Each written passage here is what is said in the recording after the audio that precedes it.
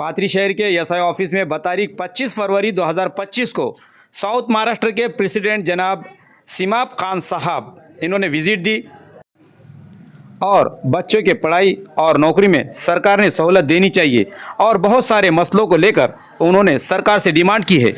साथ में डॉक्टर मोहम्मद तौसीफ कामरान साहब यूनिट प्रेसिडेंट एसआईओ पाथरी, इन्होंने भी एसआईओ का मतलब और पिछले 42 सालों से एसआईओ अपने काम को अंजाम दे रही है, इसका खुलासा किया है। देखते एक नज़र। इस वक्त हम पाथरी शहर के एसआईओ ऑफिस जो अग्निशामक रोड के ऊपर है और एसआईओ ऑफिस में आज हमारे साथ में एसआईओ के पाथरी शहर के सदर डॉक्टर कामरान तौसीफ साहब है। डॉक्टर कामरान तौसीफ साहब से हम ये जानना चाहेंगे एसआईओ का क्या मतलब है। अस्सलाम वालेकुम।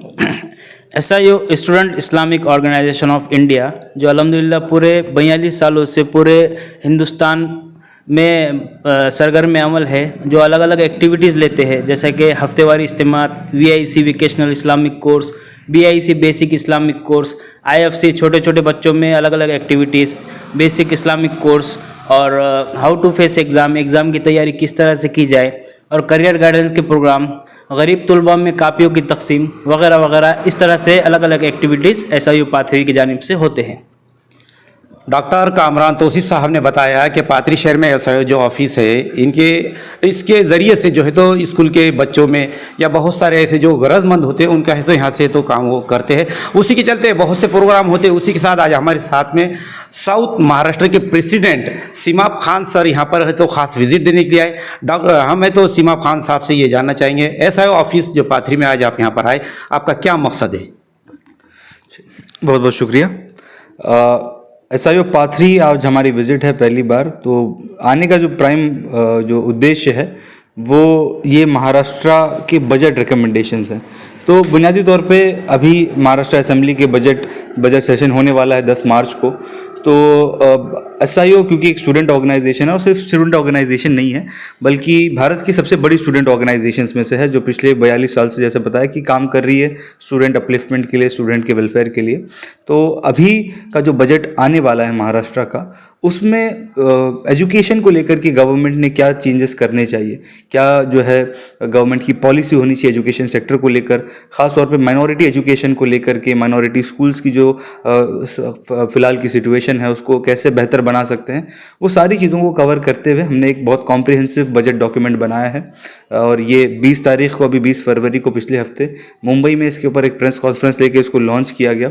अब हम जो है पूरे महाराष्ट्र राज्य में जो है अलग अलग शहरों में इसके ऊपर चर्चा कर रहे हैं, इसके ऊपर डिस्कशंस कर रहे हैं और लोकल लीडर्स के पास, एमएलएस के पास जा कर के इसको सबमिट करने की हमारी ये कोशिश है, ताकि अभी आने वाले असेंबली सेशन में इन मुद्दों पर जो है असेंबली में भी चर्चा हो और यहाँ के भी जो लोकल एक्सपर्ट्स हैं एजुकेशन फील्ड में काम करने वाले लोग हैं वो भी इस पर चर्चा विशेष करें, ताकि जो इस कीमती रिकमेंडेशंस के ज़रिए से जो हम चाह रहे हैं कि एजुकेशन का पूरा काया पलट जाए, अच्छे तरीके से एजुकेशन अपलिफ्टमेंट हो, वो हम अचीव करना चाह रहे हैं इसके ज़रिए। तो सिमाब खान साहब से हम ये जानना चाहेंगे ऐसे कोई ख़ास मुद्दे हैं आपके जो कि आप तो इसको सरकार के सामने रखना चाहते हैं, जिससे तो आप उसकी मांग करना चाहते हैं, उसको पूरा करना चाहते हैं, ऐसे कौन से मुद्दे हैं आपके? शुक्रिया सलमान साहब। बजट डॉक्यूमेंट में काफ़ी सारी डिमांड्स है, मगर हम आपके सामने अभी 6 जो हमारे मेन की डिमांड्स है, सेंट्रल डिमांड्स है, उस पर जो थोड़ी सी रोशनी डालेंगे कि वो 6 इंपॉर्टेंट डिमांड्स क्या है। सबसे पहली चीज़, जो सबसे पहली और सबसे अहम मांग है हमारी सरकार से, वो ये है कि एजुकेशन के लिए जो बजट का परसेंटेज गवर्नमेंट खर्च करती है वो पिछले बजट में 16% था, 16.4% गवर्नमेंट बजट का पूरा हिस्सा एजुकेशन पे देती है। हमारी मांग है कि ये कम से कम 20% होना चाहिए, क्योंकि हम अगर चाहते हैं वाकई में एजुकेशन अपलिफ्टमेंट हो तो पूरे एजुकेशन सेक्टर के अपलिफ्टमेंट के लिए बहुत ज़्यादा फंड्स की शॉर्टेज हम देखते हैं कि है। अभी अगर हम चाहते हैं कि पूरा इंफ्रास्ट्रक्चर बढ़े और स्कूल्स की, कॉलेजेस की पूरी दशा बेहतर हो, उसके लिए कम से कम 20% गवर्नमेंट को एजुकेशन पे खर्च करना चाहिए। ये पहली इंपॉर्टेंट हमारी डिमांड है। दूसरी डिमांड वो है क्वालिटी ऑफ एजुकेशन के हवाले से हम देखते हैं कि ओवरऑल स्कूल्स में, खासतौर पर जिला परिषद के स्कूल्स हैं, म्यूनसिपल कॉरपोरेशन के स्कूल हैं, उसमें क्वालिटी ऑफ एजुकेशन कम है और उसकी एक बड़ी वजह यह है कि टीचर्स की शॉर्टेज है। जो आरटी के तहत 30:1 का रेशियो होना चाहिए कि एक टीचर 30 बच्चों को कवर करे, मगर अभी हम देखते हैं कि 41 है, हिंगोली में 47 है, 47:1, तो एक टीचर 47 बच्चों को जब पढ़ाने जाएगा तो वैसी क्वालिटी एजुकेशन वो डिलीवर नहीं कर सकेगा। और हज़ारों की वैकेंसी हमारे पास टीचिंग और नॉन टीचिंग वैकेंसी है। तो दूसरी हमारी सबसे की डिमांड है गवर्नमेंट से कि वो वैकेंसीज़ को जल्द से जल्द पूरी करे और टीचर्स की वैकेंसीज़ पूरी फिल कर दे। तो उससे क्वालिटी ऑफ एजुकेशन हम इंश्योर कर सकते हैं। टीचर्स की वैकेंसी भी फिल हो और टीचर्स की ट्रेनिंग भी हो, दोनों साथ में होनी ज़रूरी है कि टीचर्स जो आ रहे हैं उनकी प्रॉपर ट्रेनिंग हो ताकि वो क्वालिटी एजुकेशन डिलीवर कर सकें। तो ये दूसरी टीचर्स के हवाले से हमारी डिमांड है। तीसरी डिमांड बहुत ही ज़्यादा ज़रूरी है कि आज हमारे पास जो राइट टू एजुकेशन एक्ट आया हुआ है 2005 से, उसमें 14 साल की उम्र तक के बच्चों को हम फ्री एंड कंपलसरी एजुकेशन देते हैं। बट हमारी ये डिमांड है कि इसका स्कोप और बढ़ाया जाए। गवर्नमेंट ये करे, महाराष्ट्र सरकार ने ये करना चाहिए कि उसमें आरटीई में अमेंडमेंट करके उसकी एम्बिट को बढ़ाकर 18 साल तक की करे। तो 18 ईयर्स तक के बच्चों को जब फ्री एजुकेशन प्रोवाइड किया जाएगा तो इसका मतलब ये होगा कि 12वीं क्लास तक, 12वीं कक्षा तक government free and compulsory education देगी। आज हमारे जिला परिषद स्कूल्स 10वीं तक, 8वीं तक फ्री एजुकेशन तो देते हैं, बट उसके बियॉन्ड 11वीं 12वीं में जाने की बात हो तो बच्चे फीस ज़्यादा होने की वजह से, कॉलेजेस नहीं होने की वजह से एजुकेशन से ड्रॉप करना पड़ता है और ड्रॉप आउट रेशियो बहुत ज़्यादा है।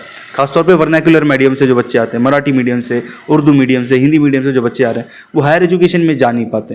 तो ये गवर्नमेंट की रिस्पॉन्सिबिलिटी बनती है कि वो राइट टू एजुकेशन एक्ट के स्कोप को बढ़ाए और 18 साल तक के बच्चों को कवर करे ताकि पहली से लेकर 12वीं कक्षा तक की पढ़ाई साइंस, आर्ट्स, कॉमर्स तीनों में बच्चों को फ्री और कंपलसरी तौर पर मिले। ये बहुत की डिमांड है हमारी कि गवर्नमेंट जो है आरटी के एम्बिट को बढ़ा करके फ्री हायर सेकेंडरी एजुकेशन भी करे, free and compulsory higher secondary education. ये हमारी तीसरी डिमांड है। चौथी डिमांड हमारी सेंट्रल यूनिवर्सिटी के हवाले से कि महाराष्ट्र इतना बड़ा राज्य है और पूरे देश की सबसे बड़ी जीडीपी हमारी है और हम टैक्स सबसे ज़्यादा जो है टैक्स कंट्रीब्यूशन हमारा है, मगर हमारे राज्य में एक भी सेंट्रल यूनिवर्सिटी नहीं है। सेंट्रल यूनिवर्सिटी में पार्टिसिपेशन की जहाँ बात आती है तो सारे स्टेट्स और यूनियन टेरिटरीज़ में हम लोग बहुत नीचे आते हैं। 29th पोजीशन पर है सारे स्टेट्स और यूनियन टेरिटरीज़ को मिलाकर कि हमारे यहाँ से बच्चे सेंट्रल यूनिवर्सिटीज़ में इतने कम जाते हैं। और सेंट्रल यूनिवर्सिटी ना होने की वजह से जो हायर एजुकेशन में जो क्वालिटी होनी चाहिए, जो एक इंस्टीट्यूट ऑफ एमिनेंस वाली जो बात होती है, वो हमारे पास एक बहुत बड़ा गैप दिखता है। तो सेंट्रल यूनिवर्सिटी का creation as early as possible, ये एसआईओ कई साल से डिमांड कर रही है कि महाराष्ट्र में एक सेंट्रल यूनिवर्सिटी होना चाहिए। वो अब तक पूरी नहीं हुई।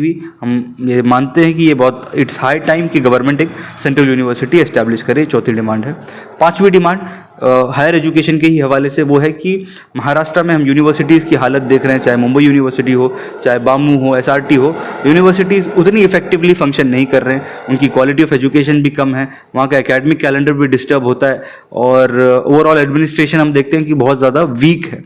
तो उसको इफेक्टिव बनाने के लिए, बेहतर बनाने के लिए एक डेडिकेटेड इंडिपेंडेंट रेगुलेटरी बॉडी की हम डिमांड करते हैं, जिसका हमने नाम रखा है Maharashtra higher education regulatory authority, MHERA के नाम से। कि महाराष्ट्र स्टेट की खुद की अपनी एक इंडिपेंडेंट एक्सपर्ट्स की बॉडी हो जो पूरे हायर एजुकेशन को स्ट्रीमलाइन कर सके, उसको बहुत इफेक्टिव बनाए। ये पांचवी डिमांड है। आखिरी डिमांड हमारी मुस्लिम समुदाय से स्पेसिफिक वो है कि महाराष्ट्र में हम देख रहे हैं और पूरे हिंदुस्तान में मुसलमानों के सोशियो इकोनॉमिक इंडिकेटर्स बहुत नीचे हैं। सचर कमेटी रिपोर्ट हो, महमूद रहमान कमेटी रिपोर्ट हो, सब बताती है कि मुस्लिम्स जो हैं वो SC ST के भी पीछे आते हैं बहुत सी जगह पर when it comes to education and economic parameters.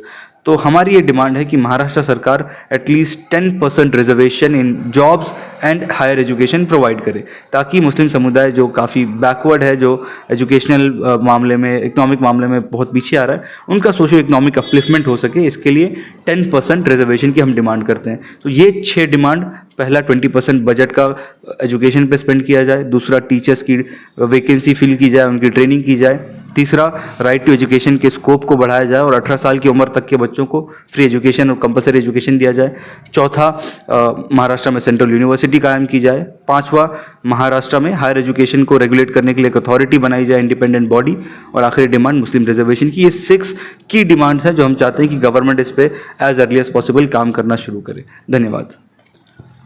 Maharashtra south के सदर सिमाप खान साहब इन्होंने तो अपने 6 मुद्दों को लेकर है तो इसकी डिमांड रखी है, जिसके अंदर है तो एजुकेशन के अंदर बच्चों को फ़ायदा हो और जॉब के अंदर भी फ़ायदा हो, उनके पढ़ाई पर हो। जैसा कि उन्होंने कहा कि SIO के ज़रिए से तो हम ये डिमांड को है तो सामने रख रहे हैं और पास करा रहे हैं, जिससे है तो बच्चों को फ़ायदा हो। जैसे कि 14 साल के बच्चों को, जैसा कि 7वीं 8वीं के बच्चों को होता था, उसी तरह से उनका कहना है कि 18 साल के जो बच्चे होते 12वीं तक जो आते हैं तो वो एजुकेशन में तो उससे उनको फ़ायदा मिले, इस तरह की उन्होंने बात की। इन मुद्दों को लेकर है तो आज वो है तो सेंट्रल के अंदर है तो अपने डिमांडों को पेश करने जा रहे हैं। जो उन्होंने बताया कि आने वाले जो बजट जो अभी मार्च में जो होने वाला है पास, तो वो इस बजट को है तो एक माइनॉरिटी के अंदर है तो एजुकेशन के बारे में जो है तो उसको ज़्यादा से ज़्यादा बजट पास कराए, ताकि यहाँ के जो असेंबली में जाते हैं हमारे जो आमदार फासदार होते हैं वो है तो इसको है तो पास कराने में तो कोशिश करें। और ये सिर्फ महाराष्ट्र के अंदर नहीं है बल्कि 42 साल से पूरे हिंदुस्तान के अंदर है तो ये SIO के ज़रिए से तो इस काम को ये अंजाम देते आ रहे हैं। और वेलफेयर यानी कि ये हर सामाजिक कार्य में है तो क्षेत्र में है तो ये अपने काम को अंजाम देते हैं, जिससे गरीब जनता का, स्टूडेंट का और बहुत सारों का है तो फ़ायदा हो सके। एक माइनॉरिटी के लिए ये इनकी एक हक की लड़ाई लड़ रहे हैं और उनके लिए है तो एक बेनिफिट हो, उन्हें फ़ायदा मिले, इसलिए है तो SIO इसके ज़रिए से ये काम को अंजाम दे रहे। आप देख रहे हैं यूट्यूब चैनल SKF न्यूज़, सच्चाई अब तक। सलमान सैयद के साथ पाथरी।